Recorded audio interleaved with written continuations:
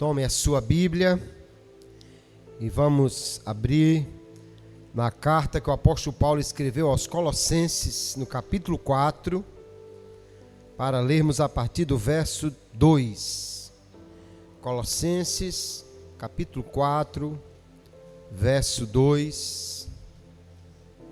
Glória a Jesus. Veja se alguém precisa de ajuda para encontrar o texto, ou se não tiver uma Bíblia, você compartilha com ele. Logo depois de Efésios, Filipenses, Colossenses, você poderá acompanhar a leitura. Capítulo 4, finalzinho da epístola, no verso 2 em diante. Glória a Jesus. Amém? Todos encontraram? Glória a Jesus. Colossenses capítulo 4, verso 2.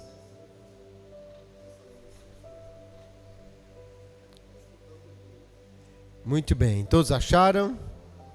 Diz assim a palavra de Deus: continuem a orar, vigiando em oração com ação de graças.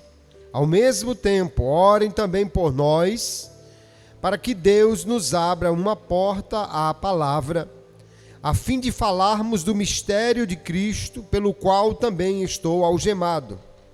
Orem para que eu torne esse mistério conhecido, como me cumpre fazer. Sejam sábios no modo de agir com os que são de fora, e aproveitem bem o tempo. Que a palavra dita por vocês seja sempre agradável, temperada com sal, para que saibam como devem responder a cada um. Amém e graças a Deus. Vamos orar. Querido Pai, obrigado por Tua palavra. Lemos, Senhor, o texto que fala conosco nesta noite. Somos agradecidos pela liberdade, pela oportunidade que temos de não somente ler, mas de estudar a Tua palavra. Pedimos que o Teu Espírito Santo, nosso instrutor por excelência, venha nos dirigir, abrir-nos o entendimento, fazer-nos compreender esta palavra e aplicá-la à nossa vida para vivermos de acordo com ela, Senhor. Ajuda-nos, conduz-nos nesta noite, e que tudo seja para a edificação do Teu povo e para a glória do Teu nome. Nós Te pedimos assim e Te agradecemos, no nome de Jesus. Amém.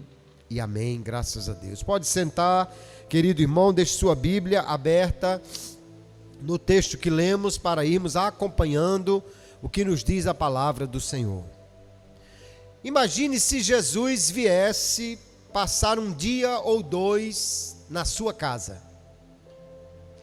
Imagine se Jesus viesse sem avisar e de repente chegasse na sua casa dizendo que vai passar o dia todo com você.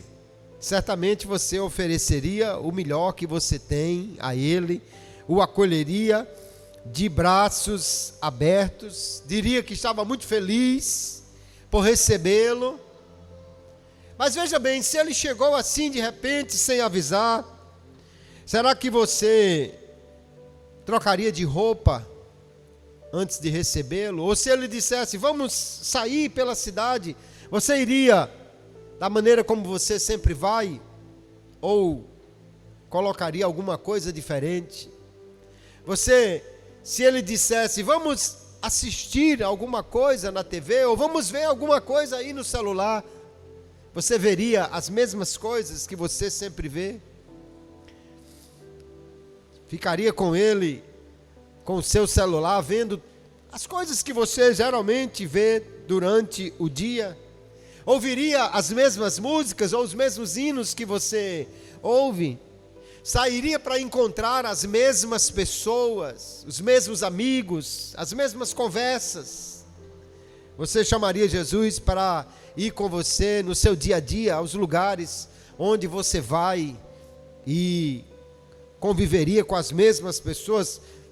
Faria as mesmas coisas que você faz? As conversas em casa seriam as mesmas, as falas seriam exatamente as mesmas? Você mudaria seus hábitos por esses dias? Oraria mais? cantaria mais, aproveitaria mais essa visita de Jesus, ou você agiria da mesma maneira? E mais importante, quando ele dissesse que estava indo embora, você diria: não, Jesus, fique mais um dia ou dois? Ou você se sentiria aliviado, porque graças a Deus Jesus foi embora e eu posso continuar a minha vida do jeito que sempre foi? O que aconteceria se Jesus viesse passar um dia ou dois na sua casa? Essa é uma reflexão para nós iniciarmos a nossa palavra de hoje, queridos. Porque quando nós lemos a epístola aos Colossenses, o apóstolo Paulo desde o início vai mostrar a supremacia de Cristo e vai mostrar a plenitude da sua obra por nós. Mas depois de explicar essas coisas, ele vai dizer que agora que nós estamos em Cristo, ou que Ele está em nós precisamos viver uma vida nova, uma vida que louve a Ele, que agrade a Ele. E assim nós vamos olhar o texto e entender que, por sermos servos de Jesus, novas criaturas, nós precisamos cuidar da nossa vida interior e exterior para fazer aquilo que agrada ao nosso Deus. No texto que lemos, o primeiro versículo do capítulo 4, na realidade parece ser um daqueles textos que pertence ao capítulo anterior. O capítulo 1 do capítulo 4 ainda é o final do capítulo 3. Vamos lembrar que essa divisão de capítulos foi feita muito depois e não faz parte do texto original. Então, é possível e algumas vezes acontece isso, que parece que alguém dividiu de uma maneira que não ficou perfeita. Não tem problema isso, porque isso é uma obra feita para ajudar, mas é uma obra humana. O texto bíblico não estava escrito com essas divisões. Então, do verso 2 em diante, nós temos aí alguns conselhos finais do apóstolo Paulo para os crentes ali na cidade de Colossos, que certamente serão extremamente úteis para nós. E a primeira coisa que ele diz é que nós devemos cuidar da nossa vida interior. E nesse cuidado ele diz: continuem a orar, ou perseverem na oração. Orem em todo o tempo. Porque a oração, queridos irmãos, é um exercício fundamental para a fé do crente. Ao lado da leitura da Bíblia, é sem dúvida a disciplina espiritual que mais faz o crente crescer na fé e fortificar-se no seu relacionamento com o Senhor. É indispensável ao desenvolvimento espiritual do crente. Nós ouvimos muitas vezes aquele ditado que diz: muita oração, muito poder, pouca oração, pouco poder, nenhuma oração, nenhum poder. Porque o crente que não ora é como uma árvore que não recebe chuva, é como uma criança que não recebe leite, que não recebe alimento. O crente que não ora é como uma planta que não consegue se desenvolver por falta de nutrientes. A palavra e a oração são essenciais para o desenvolvimento espiritual. Portanto, Paulo vai dizer aos crentes em Colossos e a nós: perseverem firmes na oração, continuem firmes na oração.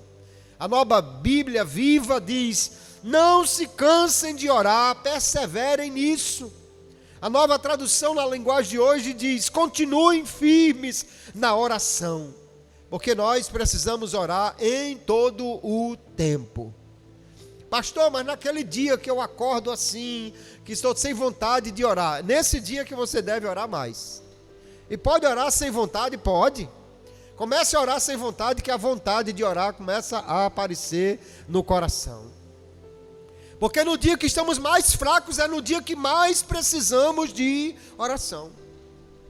E ele diz que nós devemos orar, mas ele diz assim: perseverem em oração, ou continuem a orar, vigiando nisto com ação de graças.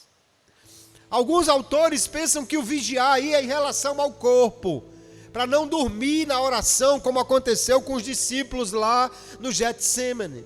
Mateus capítulo 26 diz que Jesus chamou os discípulos para ir ao Getsemane na noite em que ele foi preso, separou Pedro, Tiago e João para ir mais adiante com ele, e afastou-se deles um pouco para orar, mas quando retorna, os discípulos estão dormindo. Passaram o dia todo, talvez, caminhando, trabalhando no sol, de noite estavam cansados. Talvez Paulo esteja dizendo: não vá orar com sono, desperte, toma um café, alguma coisa.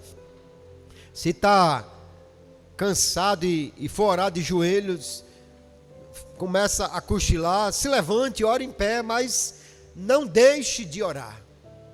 Mas talvez Paulo não esteja falando simplesmente de vigiar, estar alerta em relação ao corpo, mas sim em relação à própria oração. Ou seja, de nós estarmos atentos como estamos orando, sobre o que estamos orando. Porque nós, queridos, precisamos entender que a oração é um meio pelo qual Deus desperta os crentes para que a sua vontade seja feita na terra. Jesus nos ensinou a orar dizendo que seja feita a tua vontade, assim na terra como nos céus. Ou seja, que nesta terra seja feita a tua vontade como é nos céus. E nós crentes precisamos então estar atentos à oração. Quais são as necessidades que você tem? Quais são os problemas que a sua família enfrenta? Quais são as dificuldades que a obra de Deus enfrenta? Quais são as coisas que estão acontecendo na sua cidade, no seu país, que você deve estar alerta para orar sobre estas coisas? Porque alguém já disse que quando Deus quer fazer uma coisa, desperta os crentes para orar sobre isso. Então ele diz: ore e vigie nisso. Mas ele diz: com ação de graças. Ou seja, você ora, mas ao mesmo tempo que está discernindo sobre o que precisa orar, também já está agradecendo por aquilo que está pedindo, na confiança que vai receber, ou se lembrando daquilo que ele já fez e você pediu, e agora chegou a hora de dar graças ao Senhor por aquilo que ele fez. Paulo está dizendo, queridos, que devemos fazer da oração um hábito constante, e que deve ser feita com discernimento, e ao mesmo tempo com um espírito de gratidão a Deus. Às vezes eu vejo crentes orarem e parece que eles estão somente reclamando do que Deus ainda não fez. Parece que eles estão só apresentando aquilo que eles precisam e Deus não deu ainda. E esquecem de agradecer pelo que Ele já fez. Ou de pedir e já agradecer na certeza que Ele vai fazer. Como é que nós temos certeza que Deus vai fazer, pastor? 1 de João, capítulo 5, verso 4, ele diz que se pedirmos segundo a sua vontade, então temos certeza que Ele vai fazer. Aleluia. Assim nós precisamos vigiar na oração, perseverar nela. A igreja, desde o seu primeiro momento, entendeu que a oração era uma disciplina que não poderia ser deixada de lado, e ela orou. Atos capítulo 1, verso 14 diz: todos estes, os discípulos, os apóstolos, os irmãos de Jesus, todos estes perseveraram unânimes em oração com as mulheres, com Maria, mãe de Jesus, e com os irmãos dele. Porque orar é algo essencial para o crescimento da igreja. Pedro pregou no dia de Pentecostes. 3.000 pessoas, ou cerca de 3.000 pessoas, entregaram a vida para Jesus. Mas como é que isso aconteceu, pastor? É que eles passaram 10 dias orando. Aí Pedro pregou 30 minutos, 3.000 pessoas aceitaram a Jesus. E por que hoje não acontece isso? É porque a gente faz o contrário, a gente ora 30 minutos, aí quer pregar 2 horas e só aceita uma pessoa, Jesus. nós precisamos orar mais. Precisamos fazer da oração um hábito que não pode ser negligenciado. Efésios capítulo 6 e o verso 18, Paulo diz também: orem em todo o tempo no Espírito, com todo tipo de oração e súplica, e vigiem nisso com toda perseverança e súplica por todos os santos. Ele está dizendo que nós precisamos orar, queridos, e orar com todo tipo de oração. E quantos tipos de oração existe, pastor? Muitos. Tem a oração que agradece, tem a oração que pede, tem a oração que confessa, tem a oração que descansa, tem a oração que somente louva, tem a oração que adora, tem muito tipo de oração. Se você não conhece muito sobre oração, então você precisa estudar mais sobre a oração e orar de muitas maneiras.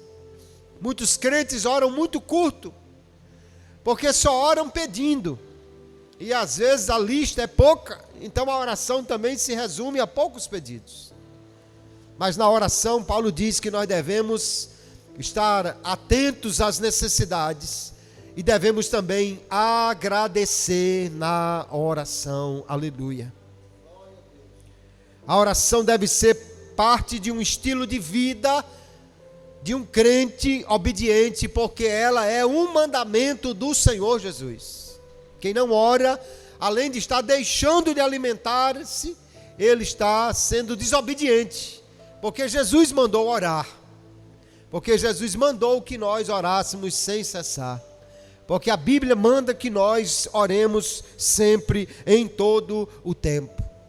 Então, quando você ora, além de tudo, você está em obediência a Deus. Faça uma pergunta para você mesmo.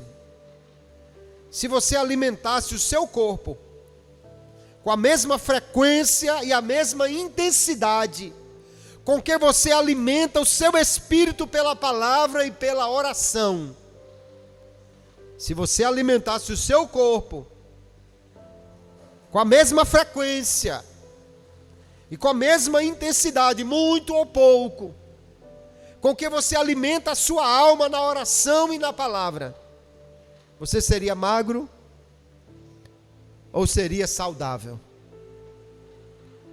Infelizmente, tem alguns crentes que seriam magérrimos, anoréxicos, magricelas, se comessem o tanto que oram. Se alimentassem no espírito ou o corpo na mesma quantidade que alimentam o espírito. Nós precisamos e somos despertados pela palavra. Ore mais, ore mais, reserve mais tempo para orar, reserve mais tempo para estar com o Senhor. Tiago, irmão do Senhor Jesus, era um homem que ficou conhecido como um homem de muita oração, talvez porque se lembrou que no tempo que Jesus estava com ele, ele nunca acreditou no ministério de Jesus. Depois que Jesus foi embora, é que ele foi gastar tempo com Jesus, e ficou conhecido como Tiago, joelhos de camelo, porque as suas patelas, as rótulas, dizem eram deformadas de tanto tempo que ele passava em oração. Um dia dizem que um professor americano levou uma classe para a Inglaterra para conhecer alguns pontos turísticos em Londres, e foram até a casa de John Wesley. E andando pela casa, no primeiro andar, subiram, havia um cômodo que foi identificado como o quarto de John Wesley. Estava ali os mesmos móveis, a cama, e do lado da cama uma cadeira. E na frente daquela cadeira havia 2 marcas no carpete. 2 partes mais gastas, mais fundas no piso. Era o hábito de oração que ele tinha. E quando juntou todos os meninos para voltarem para o ônibus, perguntaram: está faltando um, está faltando um. E ele vai, entra pela casa, cadê? Quando ele chega lá em cima, tem um menino de joelho, nas mesmas marcas, e dizendo assim: Senhor, faça de novo na minha geração. Faça de novo na minha geração. E o professor bateu no ombro dele e disse: vamos, Billy Graham. E Deus fez de novo naquela geração. Aleluia. Nós precisamos orar, queridos irmãos. Só que na oração, veja como a oração é um exercício que inclui não apenas a minha lista de necessidades. Paulo diz assim: ao mesmo tempo, simultaneamente, enquanto você está orando, agradecendo, vigiando, atento às necessidades, ele diz: ore também por mim. Ore para que Deus me abra uma porta aqui para eu pregar o Evangelho. Aqui Paulo nos dá uma surra, com poucas palavras. Ele está preso, na cadeia. Colossenses é uma das epístolas da prisão. E ele não está pedindo assim: ore para Deus abrir uma porta para eu fugir. Mas ele está dizendo: ore para Deus abrir uma porta para eu pregar aqui. Para eu falar dele aqui. Para eu testemunhar dele aqui como me convém fazer. Ele não está pedindo por livramento, ele está pedindo por poder para falar de Jesus. Ele não está querendo que orem para que Deus alivie a carga, mas para que ele o capacite para ser um instrumento para falar dele àquelas pessoas.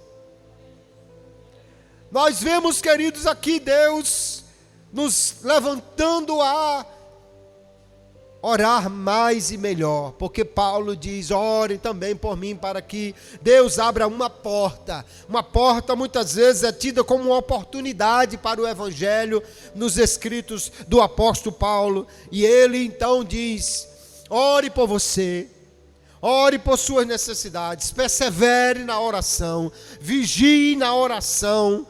Ore, já agradeça, ore também por mim, para que Deus abra a porta. Ore pela obra do Senhor, para que ela cresça. Porque a oração é algo fundamental para a vida do crente. E Jesus é o nosso grande exemplo de oração. Por favor. Marcos capítulo 1, verso 35. Diz que Jesus se levantava de madrugada e ia orar. Jesus se levantava de madrugada para orar. E se a gente fosse olhar quem é Jesus, a gente ia dizer assim: mas Jesus nem precisava de orar. Mas se Jesus, que é Jesus, se levantava de madrugada para orar, imagine eu e você o quanto a gente precisa disso. E ele nos dá o exemplo de como nós devemos de fato orar. Lucas capítulo 5, verso 16, que diz que Jesus se retirava para lugares solitários e ali orava. Jesus era um homem de oração. Nós vamos encontrar muitas vezes Jesus orando. Ele sempre tinha um tempo para estar com o Pai, para orar. No último dia da sua vida ele orou diversas vezes. Glória a Deus. No último dia da sua vida na terra, Jesus orou no cenáculo com os discípulos. Orou no Getsêmani sozinho. E orou no Calvário quando ele se dirige ao Pai estando na cruz. Então, o primeiro ponto que Paulo diz sobre a vida do cristão e como ele deve cuidar dessa vida é: cuide da sua vida interior na oração. Cuide para que você seja fortalecido nesta oração e seja também um instrumento de Deus para interceder pela sua obra.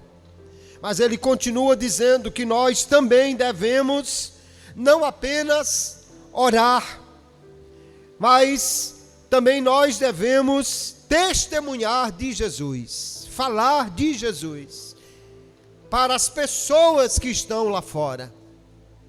Porque Jesus, quando nos salvou e nos transformou, Ele não nos fez apenas servos seus que devem ter um relacionamento com Ele, mas nos fez também instrumentos seus para levar a sua palavra àqueles que estão lá fora. Paulo diz: me convém, me cumpre falar de Jesus, testemunhar de Jesus. Mas alguém pode dizer: pastor, mas eu não fui chamado para ser um pregador como Paulo. Tudo bem, você pode até não ser um pregador, uma pregadora, mas todos nós devemos estar preparados para falar de Jesus, testemunhar de Jesus, ser uma testemunha do Senhor. Pedro, na sua primeira epístola, capítulo 3, e o verso 15, ele diz: antes santificai a Cristo como Senhor em vosso coração, e estais sempre preparados para responder com mansidão e temor a qualquer um que vos pedir a razão da esperança que há em vós. Nós precisamos estar preparados, mas para isso precisamos ter essa vida de oração, essa comunhão com Jesus, conhecer a palavra. Porém, Paulo orienta que os crentes devem estar preparados para testemunhar de Jesus com a sua vida lá fora. E ele diz então aí, no verso 5 em diante: sejam sábios no modo de agir com os que são de fora. Quem são os de fora aqui? Os de fora aqui são os não crentes. E Paulo está dizendo: sejam sábios da maneira como vocês devem agir. Por quê, queridos? Porque a vida cristã, ela deve ser vivida no quarto de oração, mas também ela deve ser vivida na prática, na rua, na vida. Porque é através do nosso testemunho que nós falamos de Jesus. E o testemunho de uma vida transformada fala mais alto do que até a pregação que alguém pode fazer sem uma vida que lhe corresponda. Já conhecemos o ditado que diz: o que você faz fala tão alto que eu não ouço o que você diz. Porque quando nós testemunhamos com a nossa vida, as palavras às vezes nem são necessárias. Paulo diz: seja sábio na maneira como você vive a sua vida diante das pessoas que não são crentes. Porque, queridos irmãos, como os crentes vivem, faz as pessoas entenderem o que é que Jesus faz na vida das pessoas. Nós precisamos entender que muitas pessoas não leem a Bíblia. Há uma frase atribuída a Spurgeon que diz: de cada 100 pessoas, uma lê a Bíblia, as outras 99 leem o crente.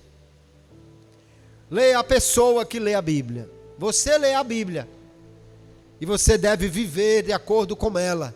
Porque as pessoas que não leem a Bíblia, mas elas, quando identificam alguém que vive desta maneira, diz assim: é porque ele é crente. E se fizer uma coisa que está errada segundo a Bíblia, ele diz: isso não é coisa de crente não. Mas ele não sabe qual é o versículo que diz que não é para fazer. Mas ele sabe que não é coisa de crente, por quê? Porque quando ele vê um crente verdadeiro, vivendo a palavra de Deus, ele identifica que ali há um homem, uma mulher de Deus. E nós precisamos andar de acordo com aquilo que nós somos, queridos. Filipenses capítulo 1, verso 27, o apóstolo Paulo diz: somente deveis portar-vos dignamente conforme o evangelho de Cristo. Porque nós, quando vivemos de acordo com esta palavra, nós testemunhamos de Jesus sem precisar de muitas palavras. Pedro, escrevendo na primeira epístola, capítulo 3, ele diz às mulheres cujos maridos não são crentes, ele diz: mulheres, sejam sujeitas ao seu marido, e mesmo algum deles que não obedece à palavra, ele, pelo seu procedimento, ele será ganho sem palavras. Quando você vive o evangelho, aleluia, isso testemunha de Jesus. E nós precisamos entender, queridos irmãos, como devemos andar e agradar a Deus, não apenas por causa de Deus, logicamente Ele é o alvo principal da nossa conduta, mas também por causa das pessoas que estão lá fora e não são crentes. E Paulo diz: sejam sábios na vossa maneira de viver, porque andando com sabedoria, testemunhando com sabedoria, nós falamos de Jesus por meio das pessoas. Entenda uma coisa: tem gente que mora do lado do crente e por isso aceita Jesus. E tem gente que mora do lado do crente e por isso nunca aceita Jesus.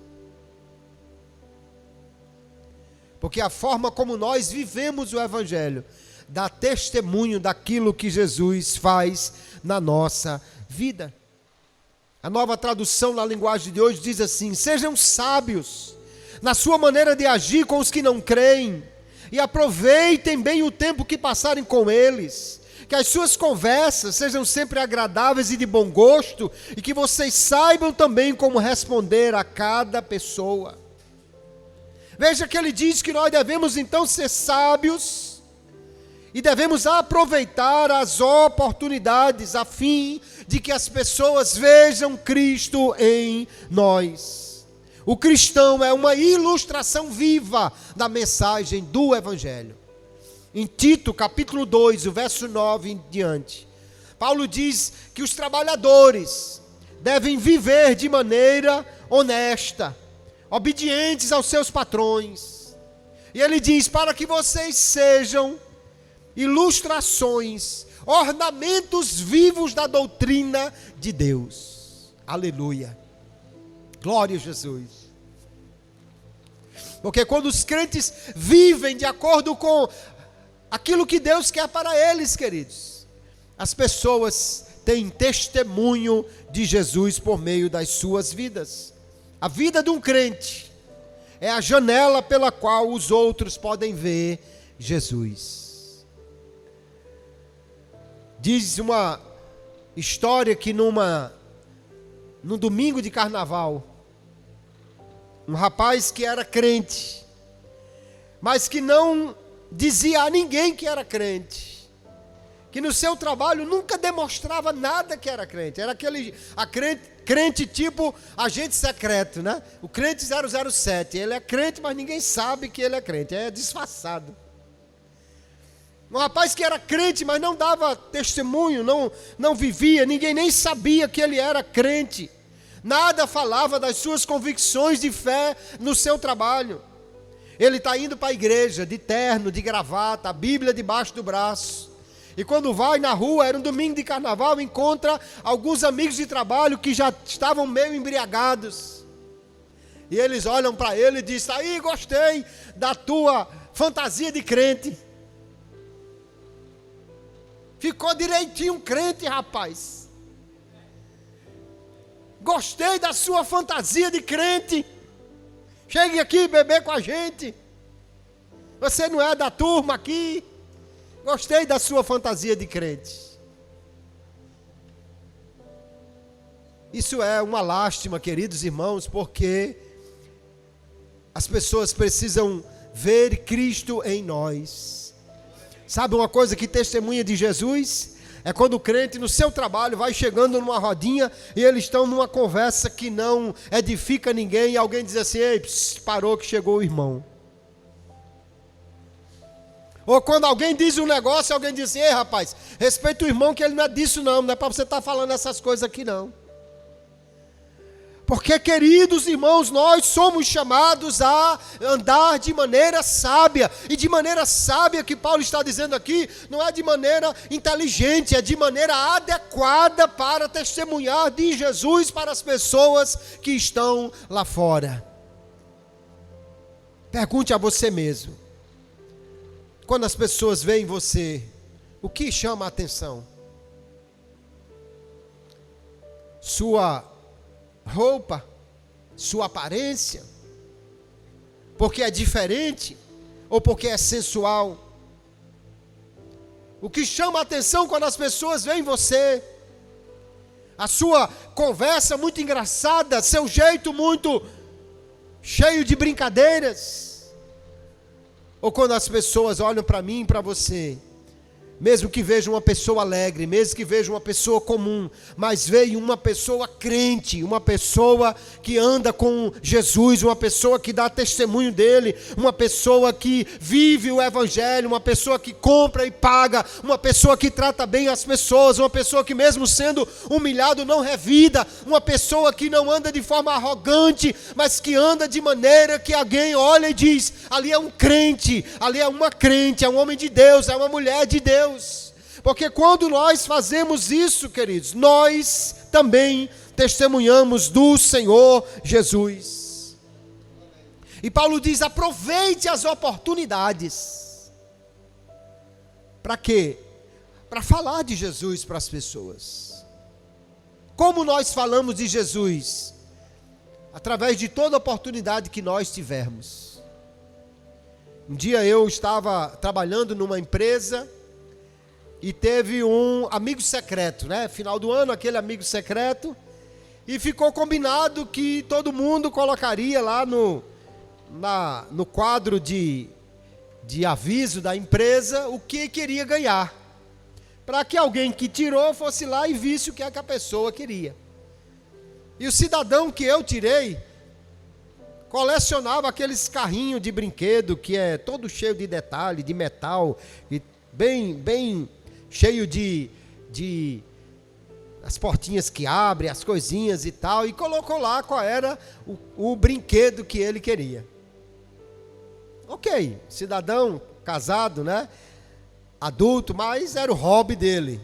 Eu comprei o tal carrinho que ele queria porque era o que estava acertado, né? Dar o que a pessoa queria. Mas comprei também uma Bíblia para ele. No dia que eu fui entregar, eu disse, olha, o camarada que me pediu o presente, ou a pessoa que eu tirei, na realidade, pediu uma coisa muito pequena. E eu fiquei com vergonha de dar uma coisa tão pequena. Comprei para ele também uma coisa grande. Está aqui a pequena. E está aqui a grande, pega a Bíblia. Algum tempo se passou. Aquele cidadão foi demitido, passou por uma luta muito grande. Entrou numa ação contra a empresa e tudo mais, e passou muito tempo até resolver isso. Eu encontrei-o, mais de um ano depois. E ele me deu um abraço e disse, Kleber, no dia que eu estava mais angustiado, eu me lembrei da Bíblia que você me deu e eu fui ler. E aquela palavra trouxe calma, trouxe paz, trouxe esperança ao meu coração, que eu consegui atravessar o momento difícil que eu estava passando. E agradeceu me dando um abraço. Eu não perguntei o que ele fez do carrinho, mas a Bíblia ele já me disse que leu e trouxe graça ao seu coração. Você foi convidado para uma festa de aniversário de uma criança, não leve uma bola não, leve uma Bíblia, um livro com história bíblica. Você pode falar de Jesus para o seu sobrinho através de um livro, uma história bíblica. Nós podemos testemunhar de Jesus de muitas maneiras, queridos. Mas a principal delas é por meio da nossa vida e do nosso compromisso com Jesus, de aproveitar o tempo que temos para falar de Jesus e para ser testemunha de o nosso Senhor Jesus. Pois nós vemos Paulo dizer aqui claramente, vocês precisam ser sábios quando estiverem com as pessoas lá de fora. Nós não somos do mundo, Jesus disse, mas enquanto estamos no mundo, precisamos ser testemunhas do Senhor Jesus. Há um missionário inglês, um missionário britânico, que trabalhou na Índia durante alguns anos, e aquele missionário, querendo aprender a língua hindu, para que pudesse testemunhar mais de Jesus, ele vai procurar um professor, e pede a uma pessoa, me ensine a língua hindu. Ele trabalhou em Punjab, na Índia, um estado indiano, e ali queria testemunhar melhor de Jesus, precisava aprender a língua. O homem que ele queria contratar como professor já o conhecia, e disse, de jeito nenhum, eu não vou ensinar o senhor não, porque senão o senhor vai querer me transformar num cristão. Ele disse, não, eu quero só que você me ensine a língua. E ele disse, não, jamais eu farei isso, porque é impossível conviver com o Senhor e não se tornar um crente em Jesus. É impossível andar com o Senhor e não querer ser crente. É impossível conversar com o Senhor e não querer Jesus. Que testemunho nós damos, queridos, o quanto as pessoas veem de Cristo em nós. Nós precisamos pensar sobre isso. Porque alguém, você pode até achar, não, vão dizer que eu sou chato se eu falar de Jesus. Não, não é para falar de Jesus assim toda hora. É para falar de Jesus sendo sábio, aproveitando as oportunidades. Mas tem uma coisa, você pode falar de Jesus até pouco, mas se você vive com Jesus, anda com Jesus e é uma pessoa de oração, não se preocupe não. Um dia alguém vai chamar você e vai dizer, ei, me fale desse Jesus, ore por mim que eu estou precisando, peça a Jesus por mim que eu sei que você fala com Ele. Seja um intercessor por mim, ore aqui por mim que eu estou precisando. E isso fará com que a nossa vida se torne um meio de as pessoas procurarem Jesus para conhecê-lo mais e melhor. Paulo diz que nós devemos falar de maneira agradável às pessoas, ou trazer graça por meio da nossa palavra, porque nós, se temos Jesus transbordando no nosso coração, Mateus capítulo 12 e o verso 34 diz que a boca fala daquilo que o coração está cheio. Se alguém só fala de Flamengo, só fala de novela, só fala de filme, de série, só fala de não sei quantas coisas e não fala de Jesus, não precisa fazer um raio-x do coração dele para saber o que é que está dentro. A boca já revela. A boca já mostra.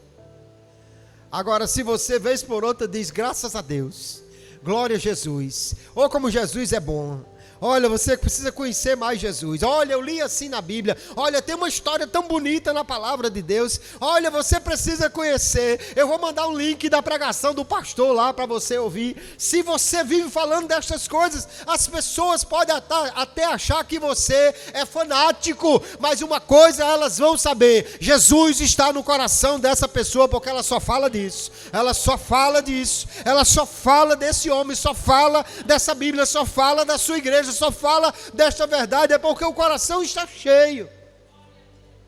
Se você tem dificuldade para falar de Jesus, eu acho que é porque está precisando encher mais o coração dele, está precisando de colocar mais Jesus na vida, para que possa falar bem dele. Mas ao mesmo tempo nós percebemos, queridos, como Paulo diz que a nossa boca, a nossa fala, ela é tão importante para atrair as pessoas para Jesus. Porque muitas vezes o nosso testemunho se torna ineficaz por causa da forma como nós falamos. Às vezes alguém só fala de Jesus com acusações.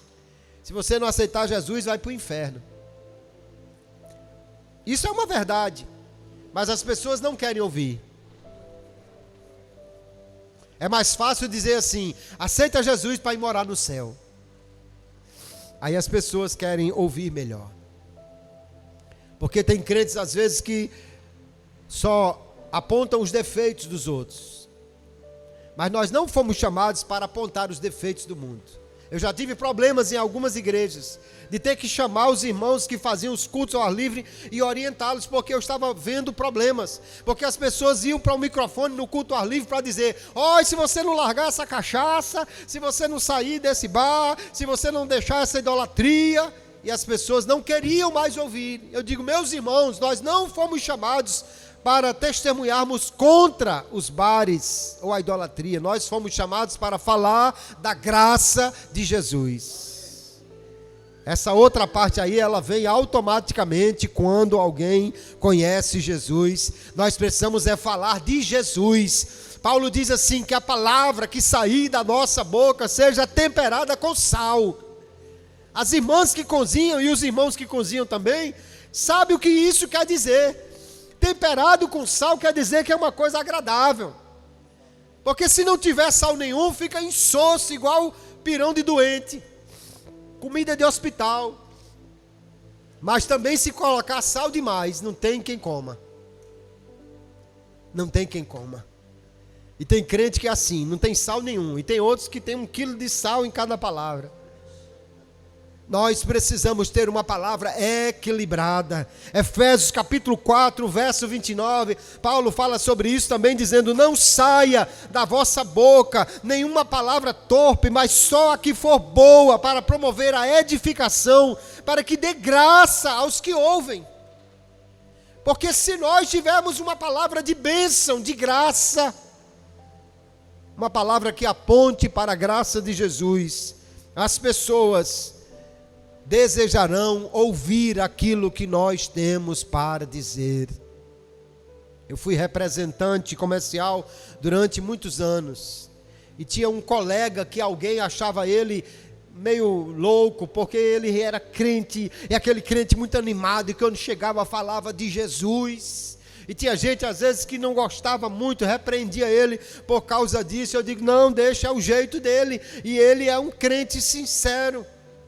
Mas quantas vezes eu vi secretárias das empresas que a gente visitava, os clientes, dizer assim: quando eu estou com dor de cabeça, eu ligo para o irmão fulano, ele ora por mim e passa.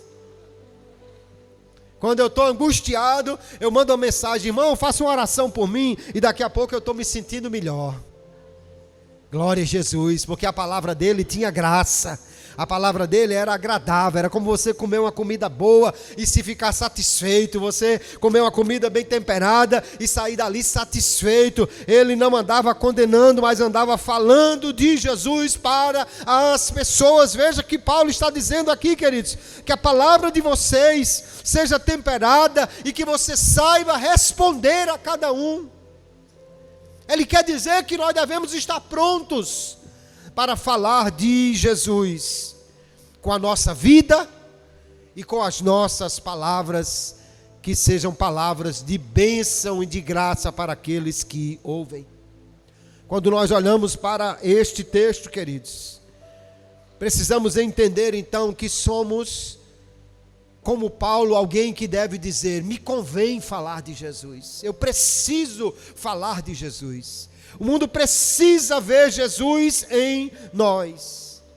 E se nós precisamos falar de Jesus, nós precisamos estar preparados para isso. Houve um acidente numa fábrica. Um cidadão caiu de uma altura muito alta e machucou-se terrivelmente. Tão terrivelmente que alguém disse: chame o médico, chame o médico. E ele disse: não chame o médico, que não adianta. Eu já sei que eu tenho pouquíssimos minutos de vida.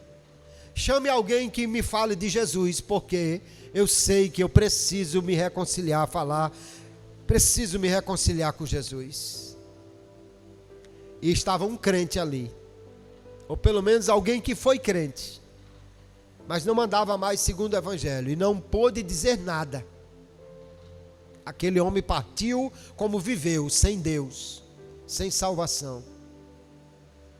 E depois alguém, sabendo que aquela pessoa era um crente que estava afastado ou meio fraco na fé, disse: por que você não falou nada de Jesus para ele? E ele disse: porque a minha vida não permitia. Porque a minha vida não deixava que eu falasse com ele. Nós somos desafiados por esta palavra, queridos. Paulo está preso, mas ele está dizendo: ore por mim, para eu ser testemunha, para eu falar de Jesus. Agora vocês que estão aí fora, andem com sabedoria, usem bem o tempo de vocês, falem para as pessoas, tenham uma resposta para elas, de maneira que elas possam de fato entender quem é Jesus e querer o Evangelho.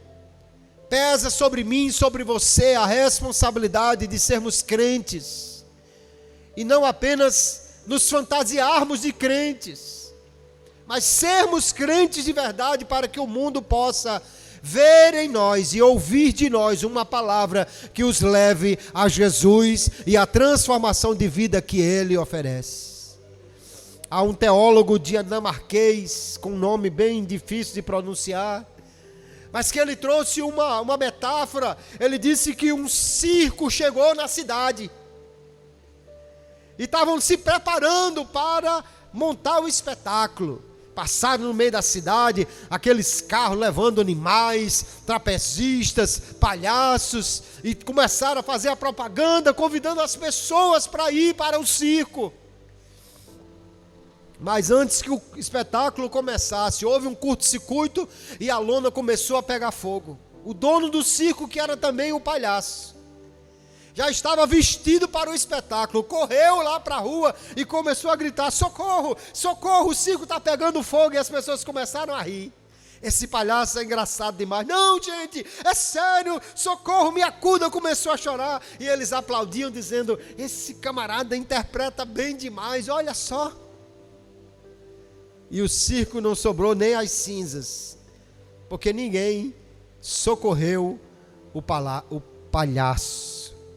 E a lição desta história é exatamente isso. Se alguém só lhe vê como um palhaço, nunca vão acreditar em algo sério que você anda dizendo. Se alguém só lhe vê como uma pessoa que não é um crente de testemunho, como vão acreditar na verdade da palavra de Deus na minha boca, na sua boca?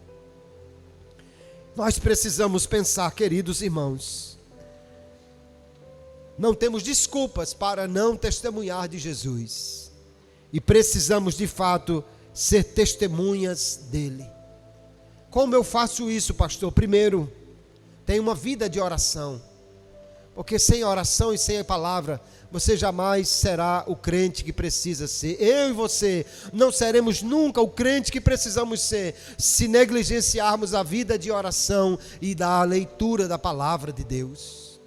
Depois, nós precisamos ser uma testemunha de Jesus com a nossa vida.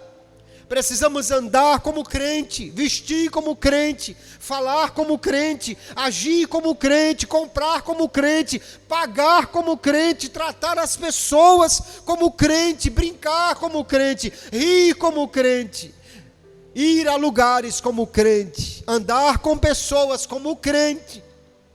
Porque fazendo isso nós seremos de fato as testemunhas vivas que Jesus quer que nós sejamos. Há algumas pessoas que não testemunham porque têm vergonha do Evangelho. Paulo disse: não me envergonho do Evangelho, porque é o poder de Deus. Tem outras pessoas que não testemunham porque envergonham o Evangelho. Para todos há uma solução: é buscar a Deus para termos uma vida digna do Evangelho e andarmos de maneira a que Cristo seja glorificado em tudo o que nós fazemos. Esta é uma responsabilidade que nós temos, mas nós precisamos pensar sobre isso, queridos. Eu li uma frase que me chamou a atenção, que dizia: 1 grama de testemunho vale mais do que 1 quilo de propaganda. Alguém pode falar muito, mas se não vive, não tem peso algum. Mas alguém que vive, nem fala muito, e já Jesus é revelado na vida desta pessoa.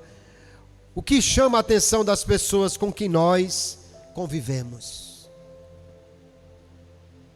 A nossa fé, o nosso testemunho, a nossa fala.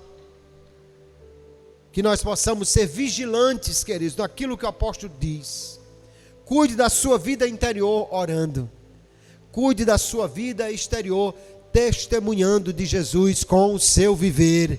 E se nós olharmos para nós mesmos e vermos que somos pequenos e frágeis, fracos para fazermos isso, e de fato somos, mas nós temos a graça de Deus para nos capacitar. O Espírito de Deus que habita em nós, Ele é quem nos ensina a orar, aleluia. Paulo nos ensinou a orar, dizendo que nós precisamos ser reforçados na oração pelo Espírito de Deus.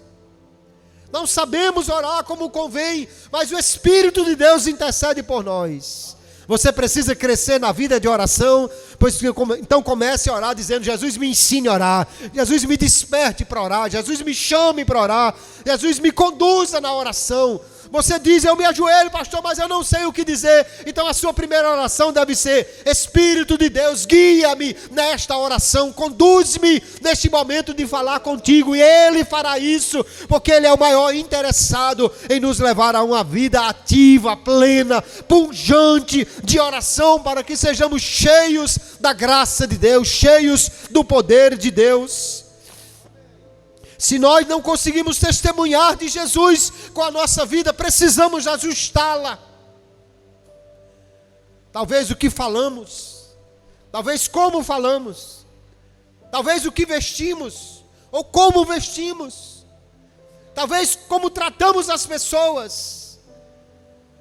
Mas se em tudo isso precisamos fazer ajustes, que comecemos hoje, queridos, para que o mundo veja Cristo em nós. E essa é a maior estratégia evangelística. Alguém já disse: a melhor estratégia de missões são crentes remidos por Jesus, andando neste mundo como crentes transformados. Esta é a maior força missionária do mundo. Alguém que vê uma pessoa e diz assim: é fulano, eu não acredito não. Homem, essa pessoa era assim, assim, agora é assim, agora é um crente, agora é diferente. Ele vai dizer: eu também quero essa transformação para a minha vida, eu também quero Jesus na minha vida, aleluia. Se Jesus viesse passar um dia na sua casa, isso provocaria muitas mudanças. Se Jesus viesse passar um dia andando com você, olhando as mesmas coisas que você, sentando no sofá com você, isso mudaria a sua vida? E se Ele viesse passar todos os dias com você, isso mudaria a sua vida? E essa é exatamente a proposta que nós precisamos trazer para nós, queridos. Ele mora em nós, aleluia. Ele vive em nós. E se Ele vive aqui, aleluia, eu preciso viver com Ele todo momento, eu preciso andar com Ele, eu preciso falar e Ele está junto comigo, eu preciso ir a lugares e Ele está junto comigo, eu preciso me vestir e as pessoas me veem Jesus andando junto comigo, eu preciso falar e as pessoas veem que Jesus está ali junto comigo, mesmo que Ele não esteja em carne e osso visível ao meu lado, elas verão que Ele habita no meu coração. Cristo habita em nós, Ele vive em mim, vive em você, aleluia. E isso, Paulo diz, deve fazer toda a diferença, de maneira que nós andemos com sabedoria, falemos com sabedoria e ganhemos as pessoas para Jesus através do nosso testemunho de vida que eles verão. Que Deus te abençoe, que Deus nos abençoe, que possamos sair daqui com vontade de andar mais com Jesus, com vontade de modificar o que for necessário para sermos testemunhas vivas do Senhor e que o mundo possa ver em nós uma vida que chama a atenção, de maneira que Cristo, visto em nós, alcance as pessoas e elas sejam transformadas pelo Evangelho, que também transformou as nossas vidas. Que Deus nos abençoe e que esta palavra seja guardada em cada coração, no nome de Jesus. Amém.